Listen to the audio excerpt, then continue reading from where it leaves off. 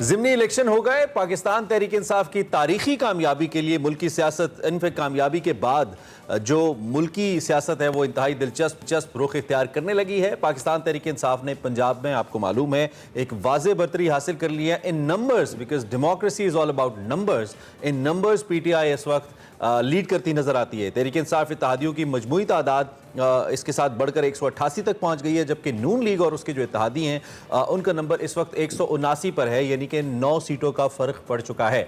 अब 22 जुलाई को वज़ीर आला पंजाब के लिए रन ऑफ इलेक्शन होना है। हमें मालूम है अदालत ने इसका हुक्म दिया था।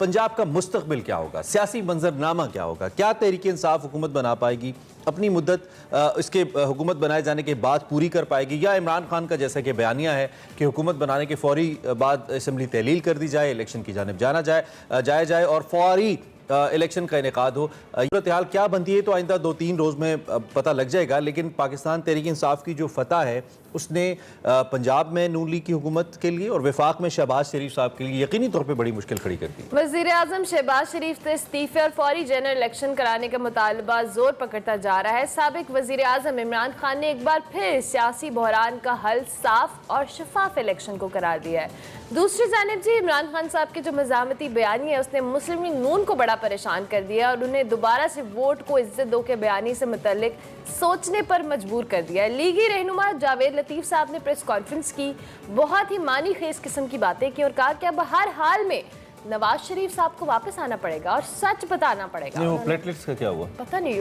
वापस ही उन्होंने उनसे पूछ के हर हाल में उन्हें कहना चाहिए नवाज शरीफ साहब को ठीक होना पड़ेगा, फिर आना, वो तो बीमार है ना। अच्छा, उन्होंने मजीद क्या कहा आपको सुना?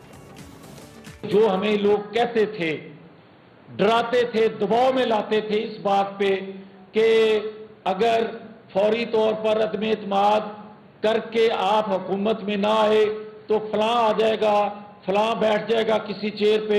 आज नवाज शरीफ पाकिस्तान ना आए और आज अगर नवाज शरीफ ने सच ना सब कुछ कह दिया और नवाज शरीफ को अब सारा सच कहना पड़ेगा। जमात छोटी चीज है, रियासत को बचाने के लिए नवाज शरीफ को आना पड़ेगा। जी, आपने सुना जावेद लतीफ़ साहब ने क्या कहा। इस हवाले से हमारे साथ इम्तियाज़ गुल साहब हमें ज्वाइन करें। बहुत शुक्रिया इम्तियाज़ गुल साहब, खुश आमदीद और गुड मॉर्निंग। इम्तियाज़ साहब, जावेद लतीफ़ साहब की अपने बात सुनी, ये उनकी ख्वाहिश है या वो ये चाहते हैं या उनको किसी ने कहा है कि नवाज शरीफ वापस आएँ? वरना सिचुएशन फ़िलहाल उनकी ख्वाहिशात के मुतल्लिक ही लग रही है कि उनकी ख्वाहिश है मासूम सी कि वो वापस आ जाएँ। देखिए, ये मासूम सी ख्वाहिश नहीं है। ये लगता है वाक़तन नवाज शरीफ के नज़रियाती कारकुन हैं, उन्होंने उनका साथ नहीं छोड़ा और इनकी जो इतनी ज़ोरदार बातें सुन के मुझे कोई 20-25 साल पहले की बात याद आ गई कि नवाज शरीफ साहब ने जब IGI के रहनुमा थे तो अवामी नेशनल पार्टी के ख़िलाफ़ उन्होंने गद्दारी का एक मुकदमा कायम करने की कोशिश की थी और करारदाद लाना चाहते थे कौमी असम्बली में। ये भी चीफ मिनिस्टर थे वहाँ पे। तो उस वक्त आप देखिए कि अवामी नेशनल पार्टी के जो नज़रियाती कारकुन थे उन्हें गुस्सा तो बहुत आया जी, और कई लोग ज़िया-उल हक के ज़माने में भी छोड़ के जा चुके थे पाकिस्तान। जब नवाज शरीफ ने ये काम शुरू किया तो उस वक्त भी बहुत लोग नाराज़ हुए, लेकिन जनाब 2 साल के बाद वही नवाज शरीफ और वही असफंदियार वली और वली खान और अजमल खटक एक दूसरे से बगलगीर हो गए। तो उसमें सवाल ये था कि वो जो कारकुन थे नजरियाती, उनका क्या हुआ? उनको तो आपने जलील कर दिया, कोई घर छोड़ गया, मुल्क छोड़ गया और वो जलते रहे, कुड़ते रहे। और यहाँ ये वो लीडर थे जिनके लिए फिर यहाँ से 4 सवाबी बाकायदा नवाज शरीफ साहब हेलीकॉप्टर भेजा करते थे उनको लाने के लिए दावतों में।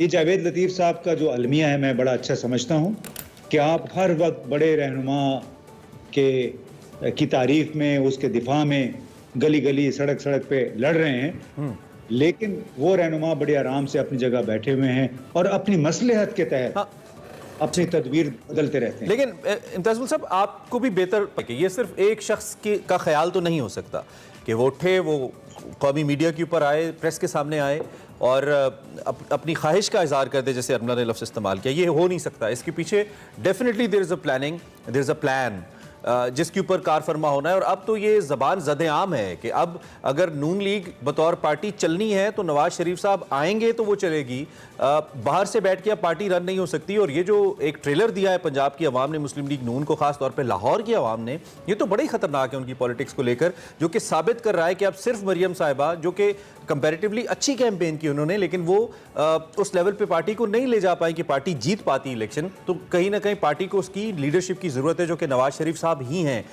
तो I think it's a plan, it's not just a press conference. Imtiaz साहब, ऐसा लगता है? नहीं, मैं तो वही जो कहने की कोशिश कर रहा था जी कि आप हर चीज की एक शेल्फ लाइफ होती है।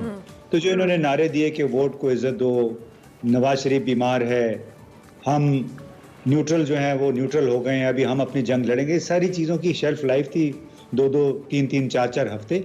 और ये अब एक अलमिया है अक्सर लोगों का, जो भी शहबाज या नवाज शरीफ साहब के पीछे खड़े हैं उनकी सियासत का अब वो मजीद शायद दुमछल्ला नहीं बनना चाहते। अगर इमरान खान भी कल कलाम को यही हरकतें करेंगे, उनके पीछे भी फिर लोग नहीं आएंगे, क्योंकि ये इतना शऊर का ज़माना है कि अब आप मजीद लोगों को बेवकूफ़ नहीं बना सकते हैं। और जो बातें आप लंदन में बैठ के किया करते थे, वो तो इमरान खान ने यहाँ इस्लामाबाद में बैठ के कर दी हैं, जलसों में कर दी हैं, जाके फौज के हवाले से या मिलिट्री एस्टेब्लिशमेंट के हवाले से।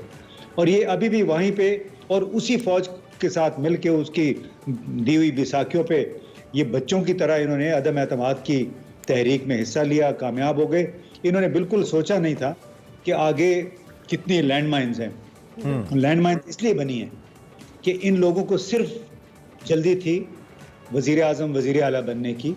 इनके पास कोई प्लान नहीं था कि आगे यूक्रेन में रूसी एक्शन शुरू हो चुका था, जारियत उनकी शुरू हो चुकी थी, दुनिया भर में कसाद बाजारी है, अफरात ज़र में इजाफा हो रहा है। ये जो इम्तियाज गुल साहब कतई कलामी माजरत, जो आपने लोगों को बेवकूफ़ की बात की है, बेवकूफ़ी यही होती है ना कि आप कहें और बनाना, बेवकूफ़ बनाना कि आप कहें कुछ और करें कुछ और। ये तो इमरान खान ने बखूबी किया है। उन्होंने, वो कहते थे मैं कठपुतली वज़ीर आज़म नहीं बनूंगा, वो बने रहे।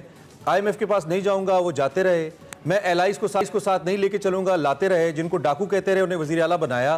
तो ये बेवकूफ़ तो वन वे और दी अदर अवाम बनी रही है जी। इमरान खान साहब ने भी माशाल्लाह रोल तो प्ले किया है इसमें, अपना अच्छा खासा किया। मैं आपको ये कह रहा हूँ कि कल को इमरान खान ने भी अगर ऐसा मजीद किया तो लोग उनके साथ नहीं रहेंगे।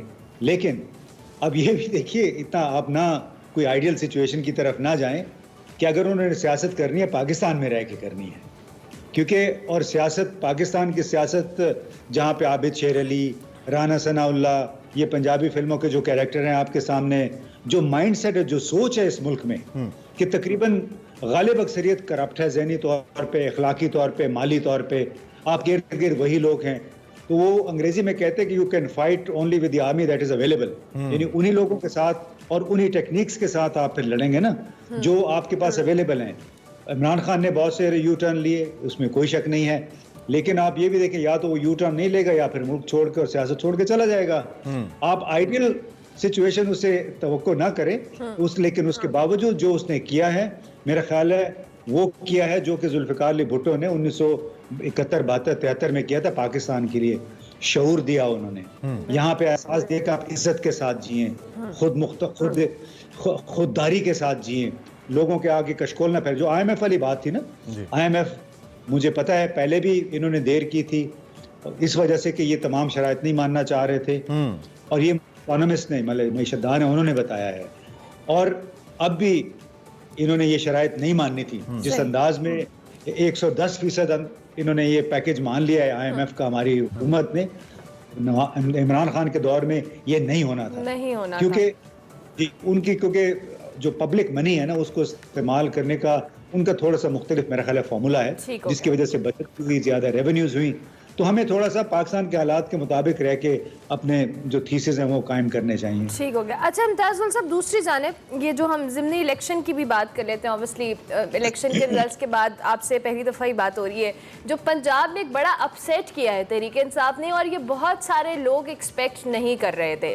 अब आइंदा, चूँकि हम जब भी इस हवाले से तज्जिया कर रहे थे ज़िमनी इलेक्शन के हवाले से, हम यही कह रहे थे कि इसका इम्पैक्ट जो है जनरल इलेक्शन पे भी होगा, कि आइंदा मुल्क की सियासत किस रुख जाएगी। और ये अपसेट मुस्लिम लीग नून के लिए स्पेसिफिकली बहुत बड़ा अपसेट है, क्योंकि पंजाब को उनका गढ़ कहा जाता है। किस तरह से आप देखते हैं तहरीक इंसाफ की इस जीत को, और सेकेंडली आइंदा का जो लाया अमल है तहरीक इंसाफ के लिए वो क्या होगा कि जिसके तहत वो आगे जनरल इलेक्शंस के लिए भी खुद की पार्टी को या अपने आप को स्ट्रॉन्गर इम्पैक्ट लाने के लिए उसको प्रिपेयर कर सकें? जी देखिए, एक तरफ तो जो अपसेट हुआ है, बिल्कुल सही आपने कहा कि अक्सर लोगों को इसकी तवक्को नहीं थी, और बिल्कुल ये एक गैर मुतवक्के तौर पे इतना बड़ा ये अपसेट या रिजल्ट इस तरह का आ गया है।